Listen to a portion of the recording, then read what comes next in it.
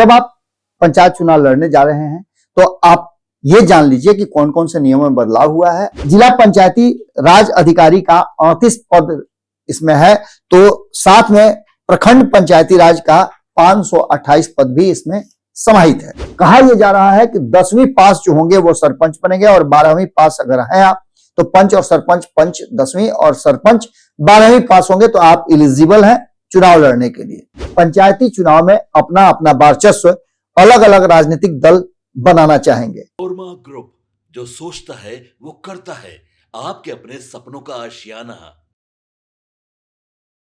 नमस्कार, एक बार फिर आपके सामने हाजिर हैं और आज कुछ विशेष बात करने के लिए हाजिर हैं। 2025 में बिहार में विधानसभा चुनाव हुए और एक बार फिर से चुनाव की तरफ बिहार बढ़ने लगा है। आपको आश्चर्य हो रहा होगा कि मैं क्यों कह रहा हूं, तो वास्तविकता यह है कि जो लोकतंत्र की पहली पाठशाला है उसके चुनाव होने बाकी हैं और उसकी कहीं ना कहीं रणभेरी फूकी जा चुकी है। जैसे आपने देखा 2024 में लोकसभा के चुनाव हुए, 2025 में विधानसभा के चुनाव हुए, अब 2026 में जहां एक तरफ देश के अलग अलग कई राज्यों में चुनाव होने हैं, वहीं बिहार एक बार फिर से चुनाव की दहलीज पर आकर के खड़ा हो गया है। ये चुनाव पंचायत चुनाव होंगे।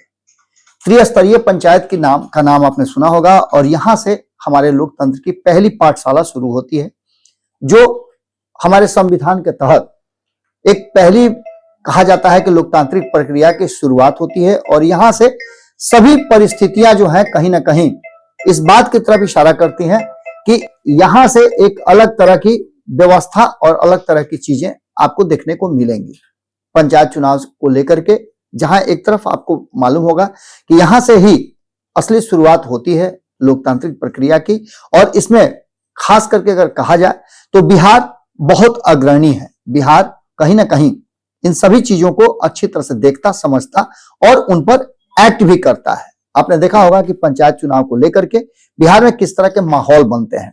इन माहौल को अगर देखा जाए तो इसकी 26 में चुनाव होने से पहले जो परिस्थितियां बन रही हैं, तो जब पंचायत चुनाव की चर्चा हम करने आपके सामने आए हैं तो निश्चित रूप से पंचायत चुनाव में क्या कुछ बदलाव होने वाला है और खास करके जो इस चुनाव से जुड़े लोग हैं जिनको इसमें अपनी हिस्सेदारी निभानी है, वो अपनी तैयारियां शुरू कर दी हैं। लेकिन तैयारी को शुरू करने से पहले आपके लिए ये जानना जरूरी हो जाता है कि जब आप पंचायत चुनाव लड़ने जा रहे हैं तो आप ये जान लीजिए कि कौन कौन से नियमों में बदलाव हुआ है और इसके बाद यदि आप चुनाव की तैयारी करेंगे, अपने कागज पत्र तैयार रखेंगे और उसके लिए सही आप मार्गदर्शन अगर चाहते हैं तो भारत लाइव आपको पंचायत चुनाव में लड़ने के लिए, और आप जब लड़ने जा रहे हैं तो आपको नई नई जानकारियां उपलब्ध कराता रहेगा।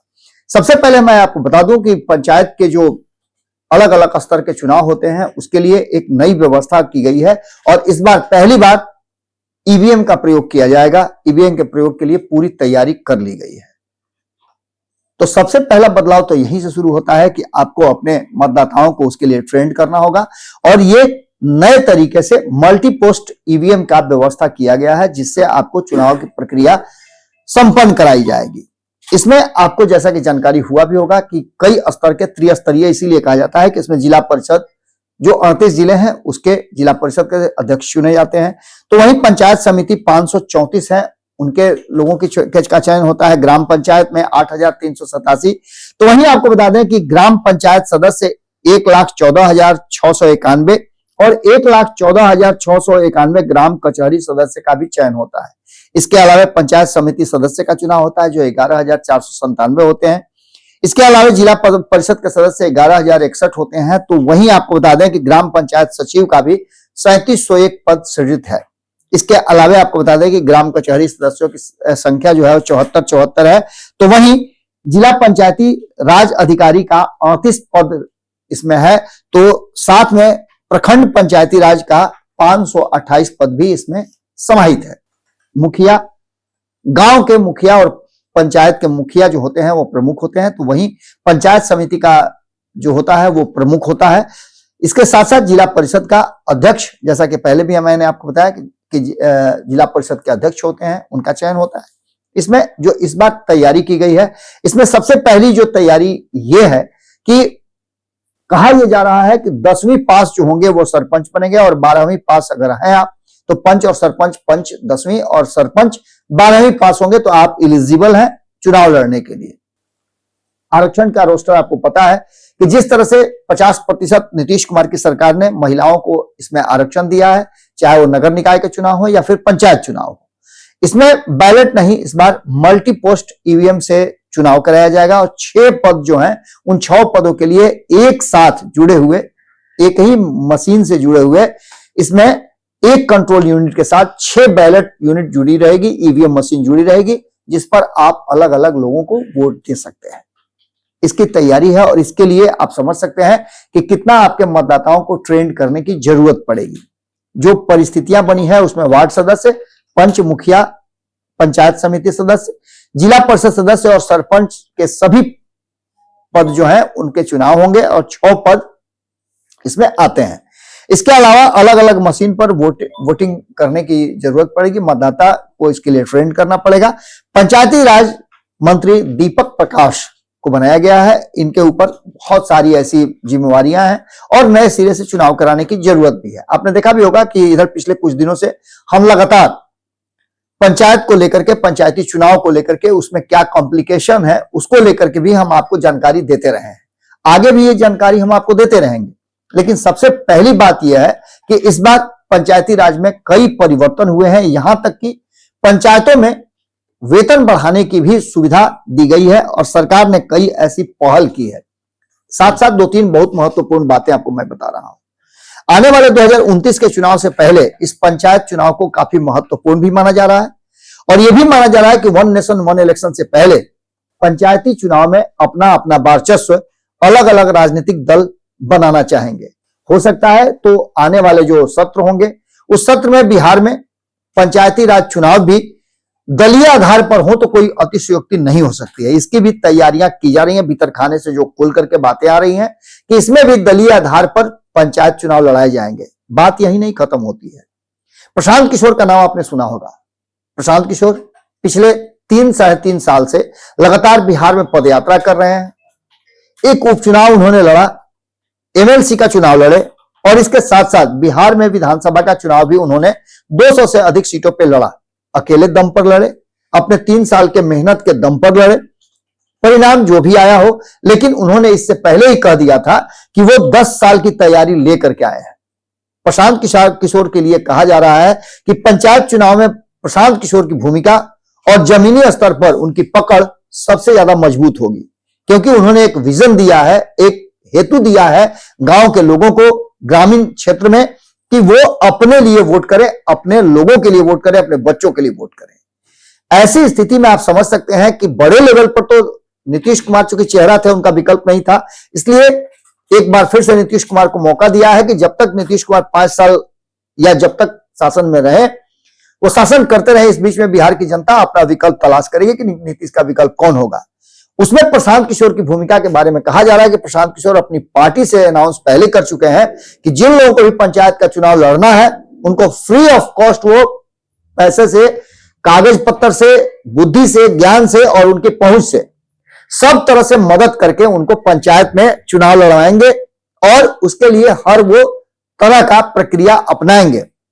यानी सीधी तौर पे प्रशांत किशोर का निशाना जो है वो मछली की आंख पे नहीं बल्कि उसकी पुतली पर है और पंचायतों में जब प्रशांत किशोर की पकड़ होगी तो वो अपना काम आगे आसानी से कर सकते हैं। यही फॉर्मूला जो है, इससे भी मजबूत फॉर्मूला आईपी गुप्ता ने लाया है।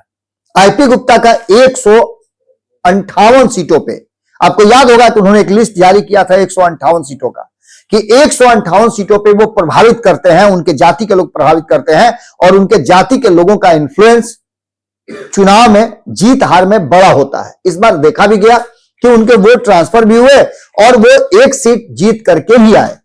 मात्र 6-7 महीने पुरानी पार्टी तैयार करना, 6 महीने भी नहीं हुआ, और एक पार्टी तैयार करके उन्होंने 6 महीने के अंदर में एक सीट विधानसभा का जीत करके आए और काफी चर्चा में भी है। उन्होंने भी कहा था कि वो अपनी लड़ाई जो है आंदोलन की, अपने लोगों को आरक्षण दिलाने की, वो पंचायत स्तर से शुरू करेंगे और वहीं से उनको मजबूत करेंगे। आपने देखा भी होगा कि चुनाव जीतने के बाद जब वो सहरसा गए हैं तो सहरसा में अलग अलग सेक्टर्स में वो मूव कर रहे हैं, खास करके पंचायत घूम करके, लोगों से बात करके वो अपने जनाधार को और मजबूत करने की कोशिश कर रहे हैं।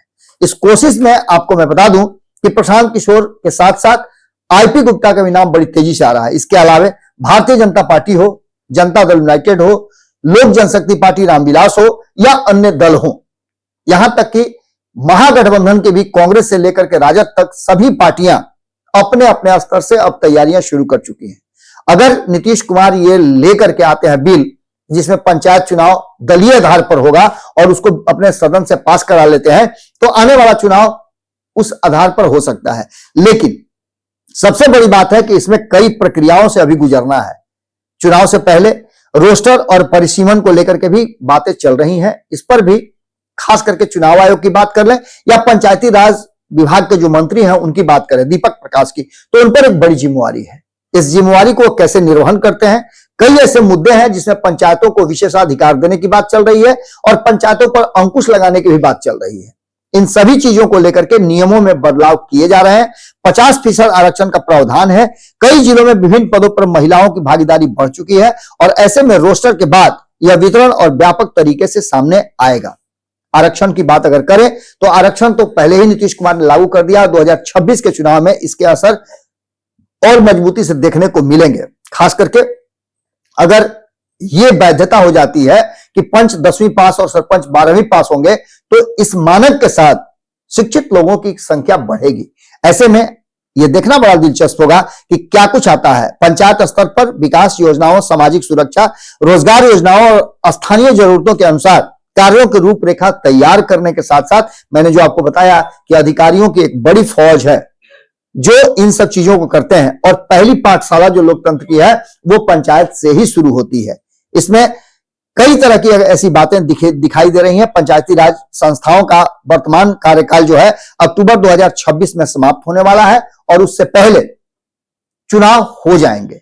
इससे पहले मैं आपको बता दूं कि विधानसभा में जो प्रक्रियाएं हैं वो जैसा कि सुनने में आ रहा है, जो इंटरनल बातें आ रही हैं कि आरक्षण रोस्टर की बात कर लें या तकनीकी बदलाव करने की बात कर लें या फिर दलीय आधार पर चुनाव लड़ाने की बात करें, इन सभी चीजों को लेकर के मंथन का दौर चल रहा है। देखना दिलचस्प होगा कि क्या कुछ निकल के आता है। अगर प्रशांत किशोर, आईपी गुप्ता जैसे नेता पंचायत चुनावों को प्रभावित करते हुए दिखेंगे तो निश्चित रूप से सरकार में बैठे लोग उसके लिए एक अलग काट खोजेंगे।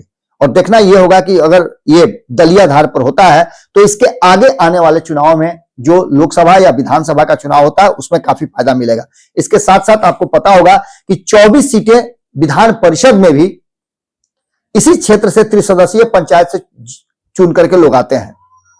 इसका भी काफी कुछ कहा जा रहा है कि असर पड़ेगा। तो ऐसी स्थिति में यह देखना बड़ा दिलचस्प होगा कि 2026 में पंचायत चुनाव लड़ने वालों को लेकर के नियमों में बदलाव होने को लेकर के आपको सचेत रहना होगा, ध्यान रखना होगा।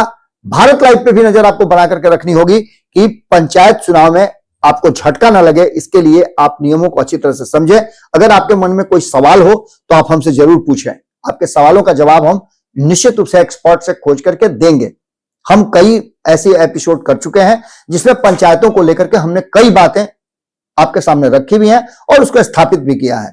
अब देखना दिलचस्प यह होगा कि आप कितना अवेयर हैं और लोकतंत्र की पहली पाठशाला में आप एंट्री करने जा रहे हैं तो आपकी योग्यता कितनी है, आप जानते कितना है आप उस पद को और उस पद के साथ कितना न्याय करते हैं। अगर आप में क्षमता है तो एक पंचायत सदस्य भी ऐसे ही ऋतु जायसवाल जो है पंचायत से ही उठ करके आई थी और आपको पता है कि उन्होंने कई अवार्ड जीते हैं।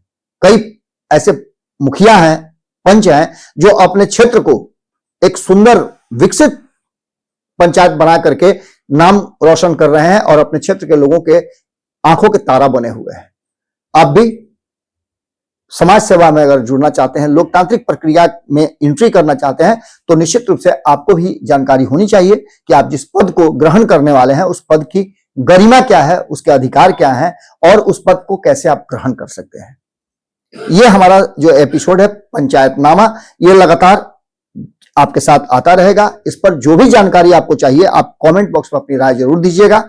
हम एक्सपर्ट से भी बात कराएंगे आपकी और उन सभी विषयों को लेकर के आएंगे। बहुत बहुत धन्यवाद। नमस्कार। आपके सपनों को हमने सजाया है, ई होम्स पैनोरामा को हमने बनाया है। ई होम्स मेरा एक सपना था जिस पे मैं पिछले 4 साल से काम कर रहा था। हमने जो बनाया है वो सबने है माना।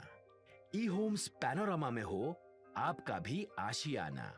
और फाइनली हमने 2021 में इस प्रोजेक्ट को लॉन्च किया। बहुत लोग अप्रिशिएट कर रहे हैं कि पूर्णिया जैसे शहर में, बिहार के, एक तो बिहार की बात करें उसमें भी पूर्णिया जैसे छोटे जगह में इस तरह का लाइफस्टाइल देना, ये सुन के हम लोगों को बहुत अच्छा लगता है। ई होम्स में हमने कुछ और भी किया है, जैसे हम जिस जगह में रह रहे हैं हमारे फैमिली सिक्योर हो, उनको सिक्योरिटी का ध्यान में रखा है। आपकी सुविधा और सुरक्षा आपके लिए खास है, ये आपका विश्वास है। इसमें आर्टिफिशियल इंटेलिजेंस का 7 लेयर सिक्योरिटी का हमने इस्तेमाल किया है। लस ग्रीन कैंपस को बनाया है। यदि हमारा बाउंड्री वाल है तो वो वर्टिकल गार्डन है। ये जितनी भी फैसिलिटी होता है एक इंटरनेशनल टाउनशिप में, ई होम्स है, ये हम लोग विश्वास नहीं कर पा रहे हैं। जो भी हमारे मित्र दोस्त या जो भी हमारे बाहर के बाहर आते हैं तो हम लोगों को बहुत अच्छा सुनने को मिलता है और बहुत अच्छा क्रेडिट मिल रहा है। वो सारा हमने सिर्फ एक बिल्डिंग नहीं बनाया, हमें एक बहुत अच्छा लाइफस्टाइल दिया ई होम्स में, और मेरा एक सपना था जिसको मैं आज फुलफिल होते हुए देख पा रहा हूँ।